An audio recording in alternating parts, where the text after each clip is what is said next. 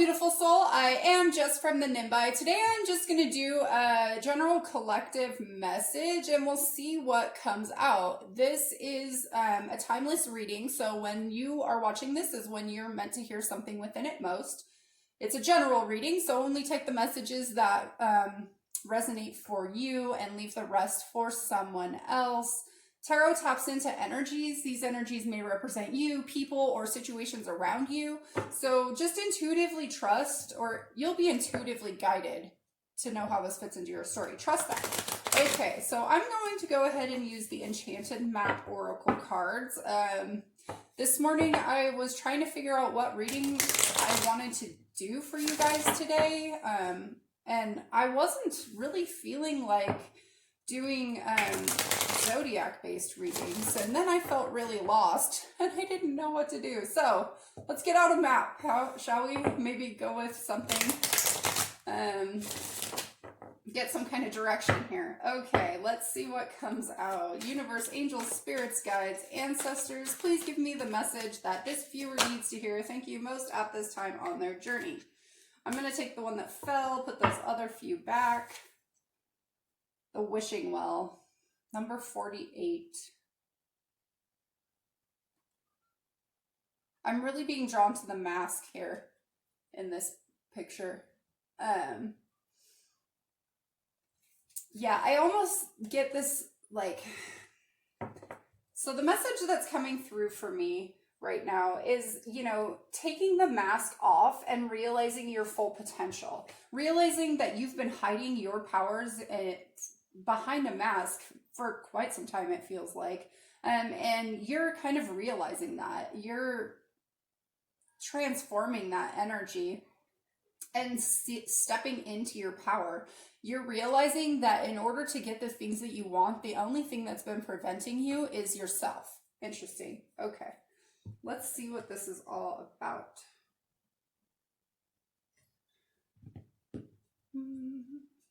Okay. Let's see.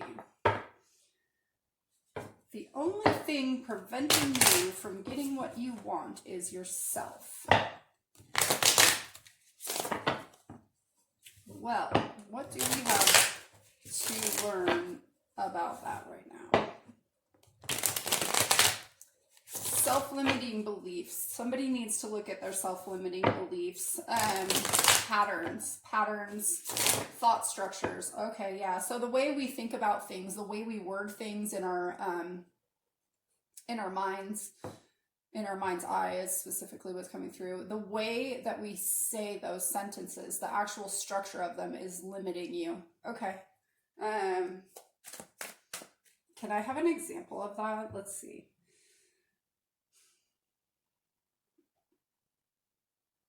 It's like, okay, the thing that's coming through is like saying that you can't do something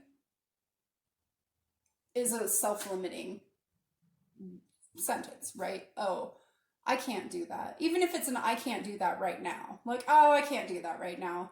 Well, why not? Why can't you do that right now? Is there actually, like, literally, are you chained to your chair and you actually can't do it right now? Or are you just telling yourself that? It's that kind of thing. You know, oh, right now is not a good time for me. Or, you know, like, I don't know. That's really what's coming through. Let's talk about, okay, let's talk about this. Thank you. I knew that Five of Cups was going to come out. It's where your focus is at. Okay. The Five of Cups and the Six of Pentacles. All right. So there's a focus on imbalance, a focus on lack is what I heard, a focus on somebody else receiving more than you. Okay. Where really, if you turned around, you would see that there's more to be offered, more to be given, more to be received. You're also having a problem with reception. Okay. Receiving. There's a sense of lack here. Talk to me a little bit more. What else do we need to hear? Thank you. The Two of Wands. Okay, somebody's in their comfort zone. I'm getting this sense that this pattern of thought, the way that you're thinking about things, is it's a deeply ingrained pattern. And you know it. You're being called to it. You're recognizing it. Thank you. But yeah, but it's like you haven't yet made the move to move past it. Okay. Yeah. You're still kind of stuck in this like thought of, well, this is how it needs to be. This is how it's always been. You're seeing it though. You're at a crossroads. You feel a little bit trapped, a little bit blinded by it. Okay. Huh. All right. I'm going to stop there, I think. All right.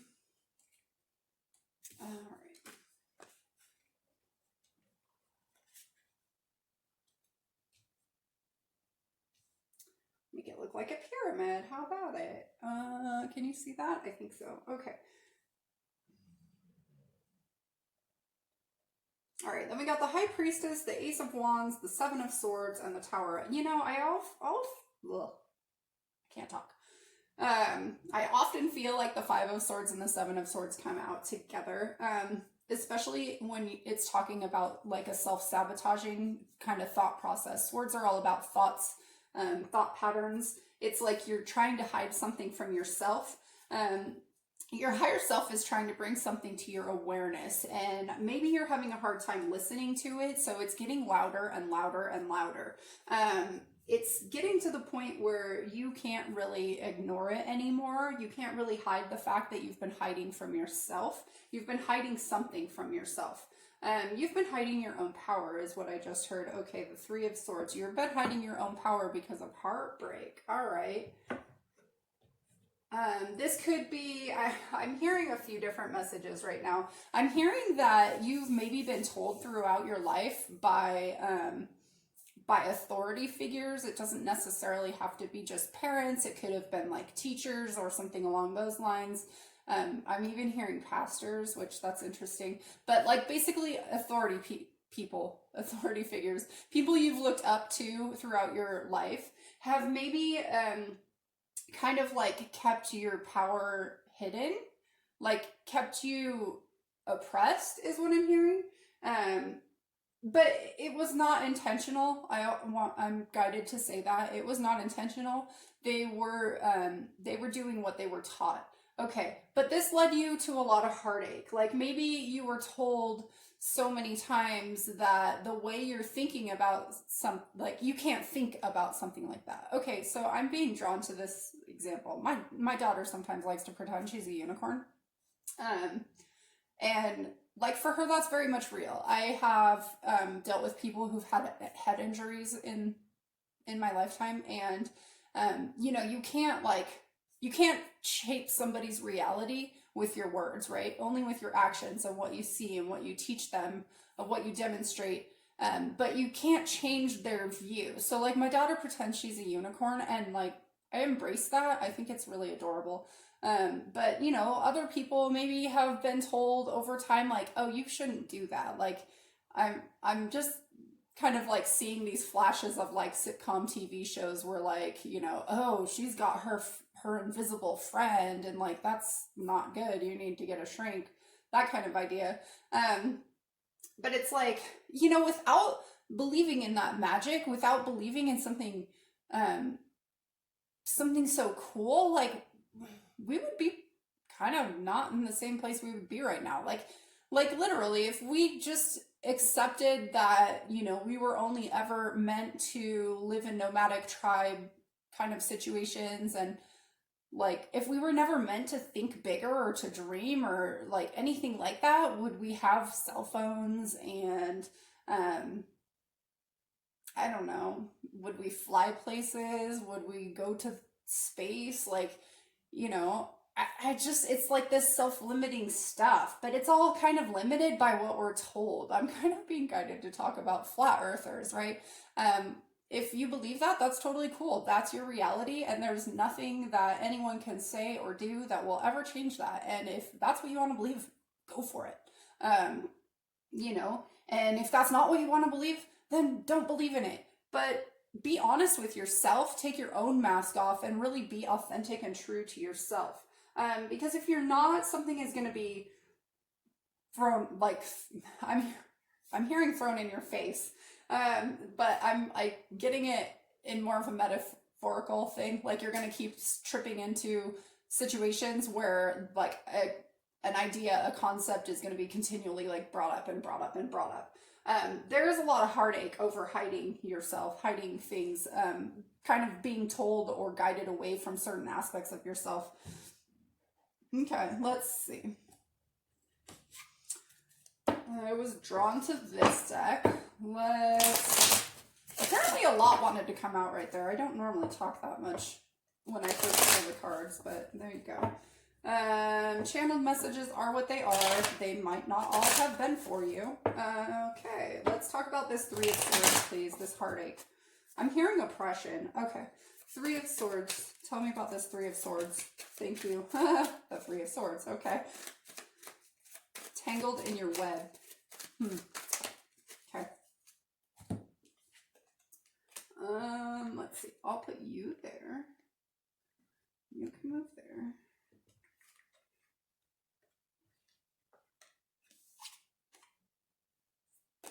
Okay, that should have been that way. All right.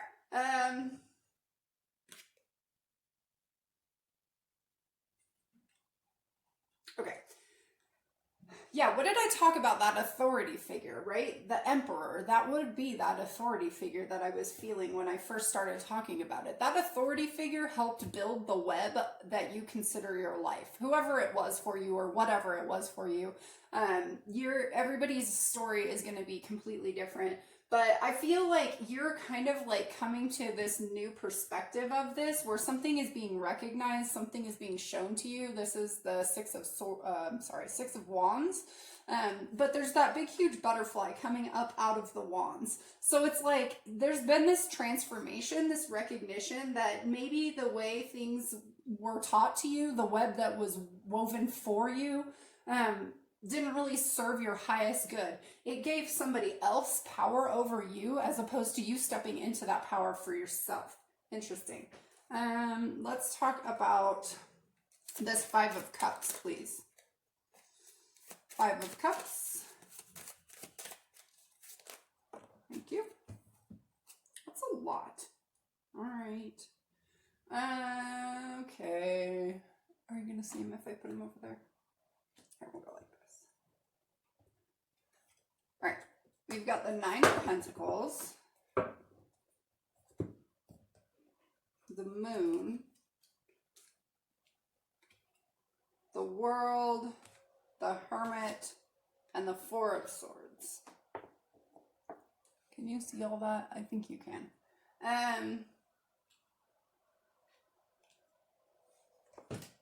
Maybe. I don't know if you can see the World. Here, we'll move that. I don't know if it's important for you guys to see the cards. I like to see them, so like when I'm watching other people's videos, because sometimes we forget to say what they are as readers. Okay, so the Nine of Pentacles, the Moon, the World, the Hermit, and the Four of Swords.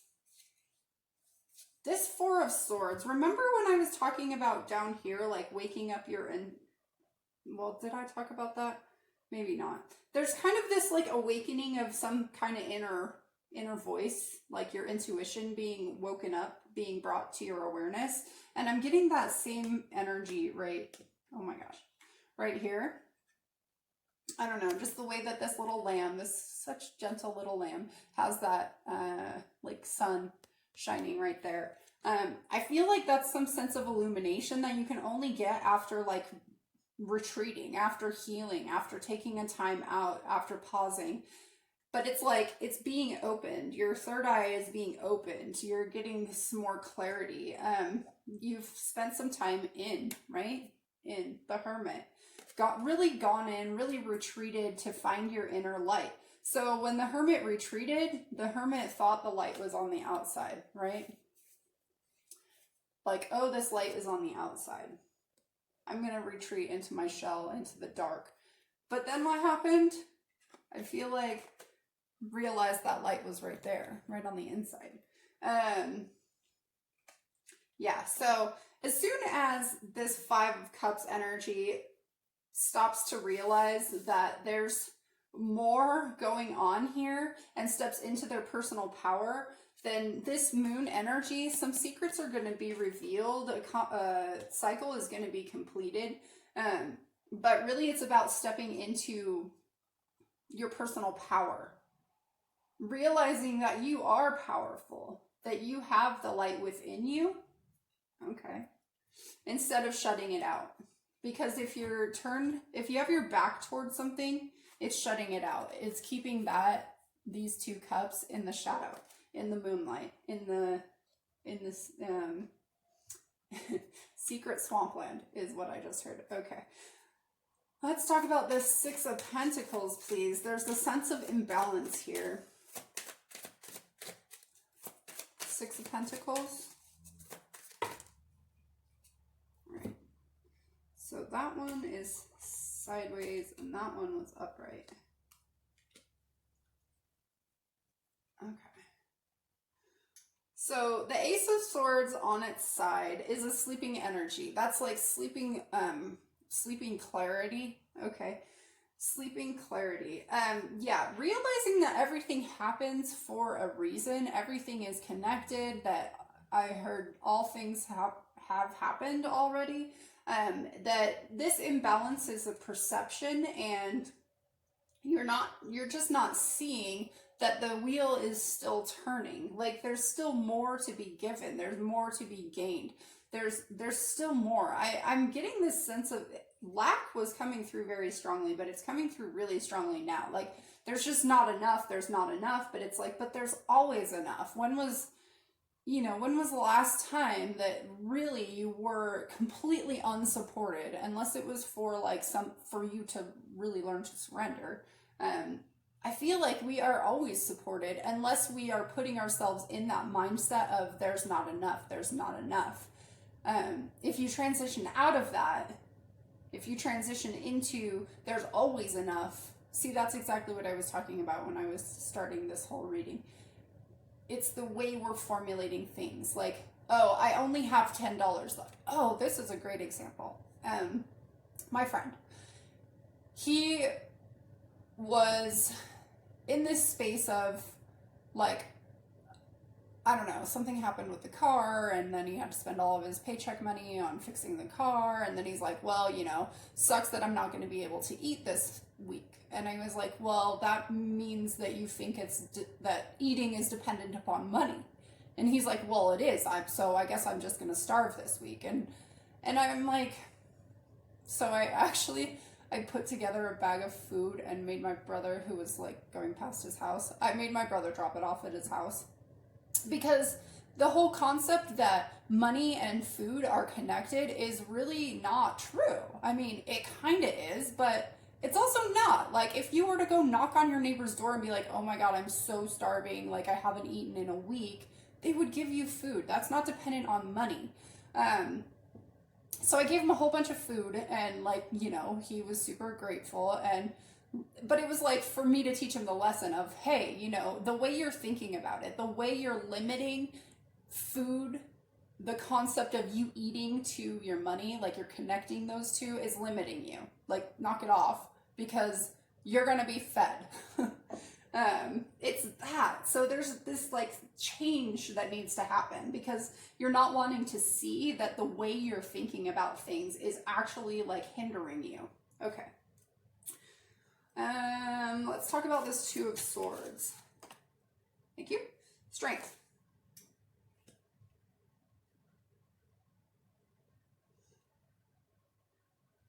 Yeah, this is having the strength to take the mask off, right? Because we've released that mask over here. We're transforming. There's transformation all over this. I don't know if you can see all of these butterflies in there, like right in here. There's like tons of butterflies, right? They're all over the place.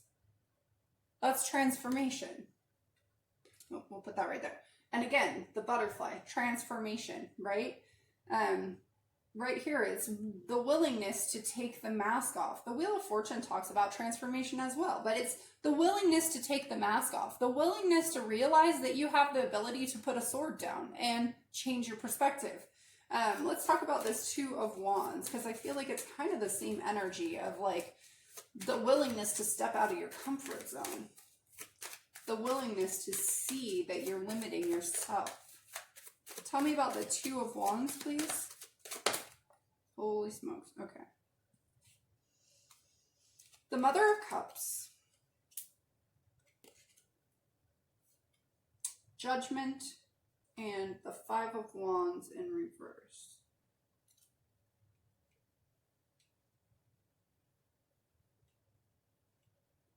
Yeah, this is turning your back on conflict, turning your back on those self-limiting beliefs and really following your heart, following your internal compass, stepping outside of that the comfortable discomfort.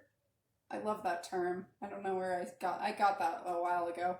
But people, they get so stuck in their pattern of discomfort. Like you know what to expect, so in some ways it's comfortable even though you hate it. Like it's that feeling. And instead of following your heart, which is scary, it's scary to step outside of your box into the unknown where nothing is predictable, or you can't, like, you know, there's no control over it or in it, but it's so freeing.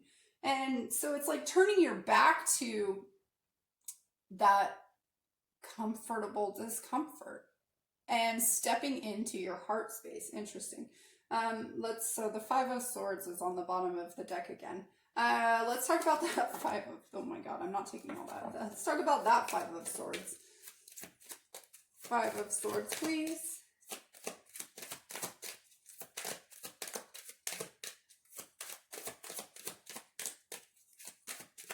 So I feel like there is really the opportunity here to complete a cycle, to have all of your wishes come true, but you need to change the way you're talking about them. The self-talk. Tell me about that Five of Swords. Thank you. All right, the Eight of Wands and the Nine of Cups. Yeah.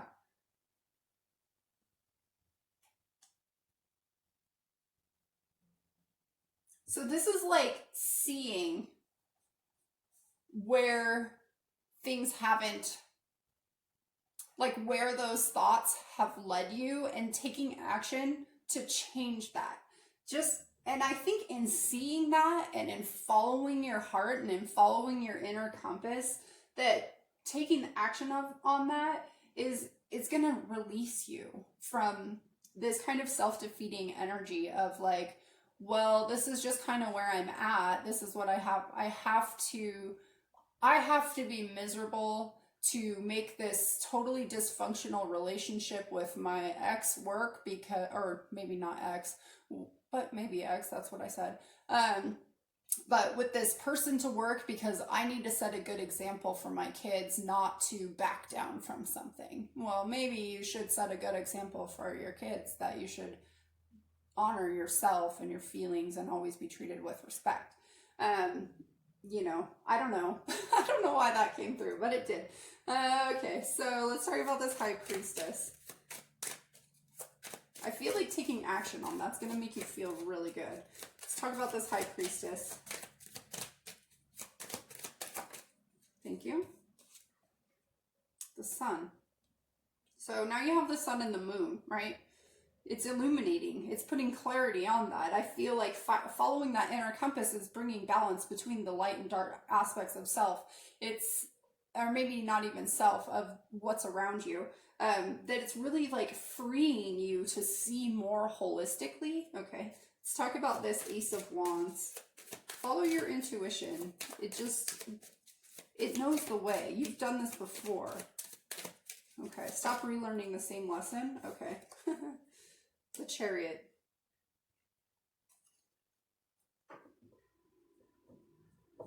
Yeah, this is moving toward things that you're intuitively led to. This is following that like passion. This is really going for balance. This is having the willingness to move out of a dark situation and into the light, right? This horse has the moon on its forehead.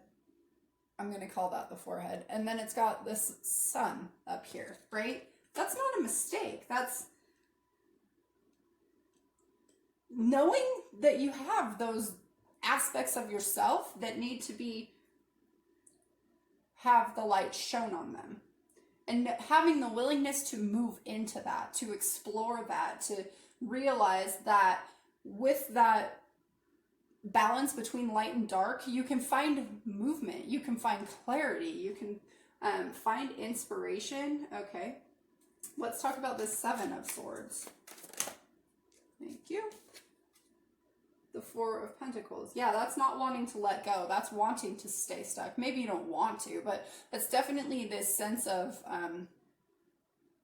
I'm just, you know, the card that normally has the Four of Pentacles is the person with the pentacle on the head, and then their feet on top of pentacles, and then they're holding that one pentacle, and they're hunched over, and they're not moving, and they're not doing anything, and they're just kind of like sitting there grasping onto all their pentacles. Well, you know, is it all about pentacles? Is it all about what you've worked for, what you've gained, what you've acquired? Or is it about moving and living and exploring and doing things? You know, if you're just going to sit there with your pentacles and not let anything into your heart, not move your feet, and not do anything, like, is that living? Really? Is that living? Or is that just, you know, a self-limiting structure that you've created for yourself? Let's talk about that tower. I'm really curious about that tower. Thank you. The Five of Cups, which is where we started. All right, let's get one more. Thank you. The Daughter of Cups. That's like the Page of Cups, right? Yeah.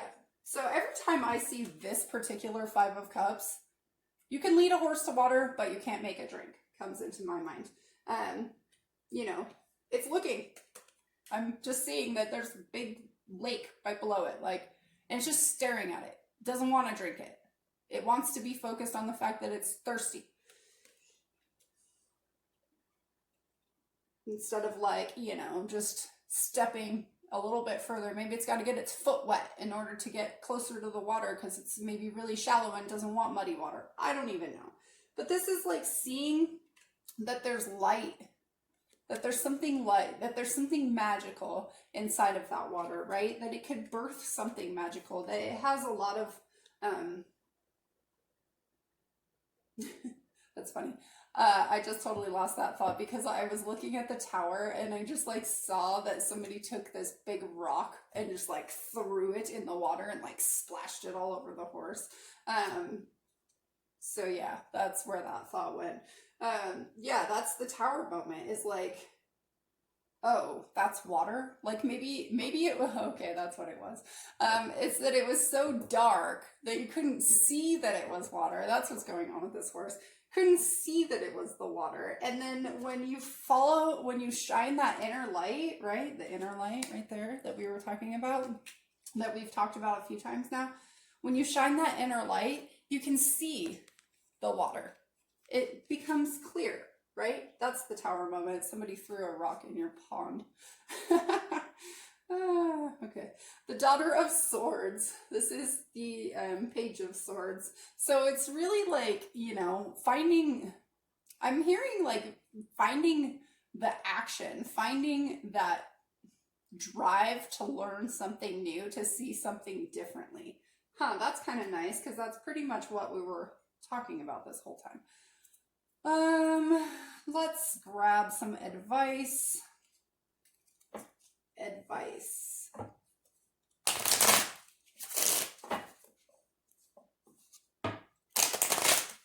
All right, advice, please, and thank you.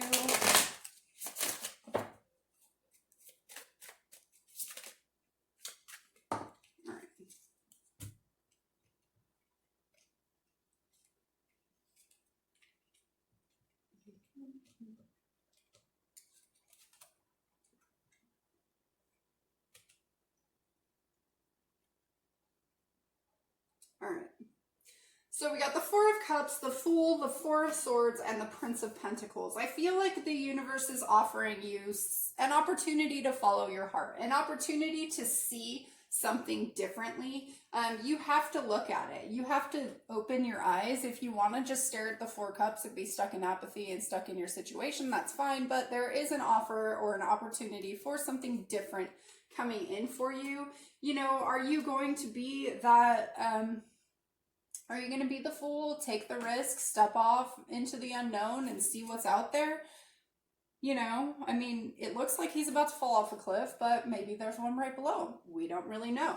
I do think that the sun is shining on him. It's like illuminating the path. There's this Four of Swords here. You are just sitting on truth right now. Sitting on it. There's this divine being protecting you. while you're sitting on your truth. Those 3 swords are sitting up there. Those are those 3 swords, right? They're now out of your heart. You've gone through the process of healing, or you're at least starting to, and there's your sword of truth right there, right? So use it to create something new for yourself, because that's what this Prince of Pentacles is all about. Creating something new for yourself, moving forward, going slowly, strategically to create what it is that you want in your world, right? We're talking about the wishing well. Thought creates reality. Manifest what you want into the world. Stop your self-limiting beliefs. I'm hearing self-sabotage. Okay. Stop it. Just stop it. Okay. What do we got here? Fortune. An admirer is too shy to greet you. Okay.